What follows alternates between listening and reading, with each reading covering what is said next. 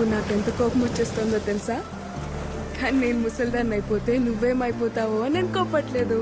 నిశ్చితార్థం అంటేనే వెళ్ళిపోయిన దాన్ని పెళ్లి చేస్తే ఆగుతాననుకుంటున్నావా? పెళ్ళైన తర్వాత కూడా వెళ్ళిపోతా. నువ్వంటే నాకు అది మా అదృష్టం బేవమ్మా.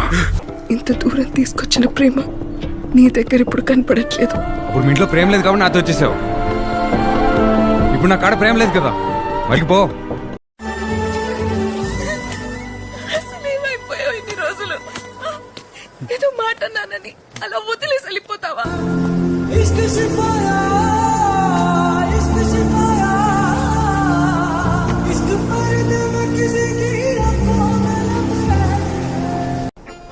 ఇదేమైనా స్కూటీ అనుకుంటున్నావా? నువ్వే తీ.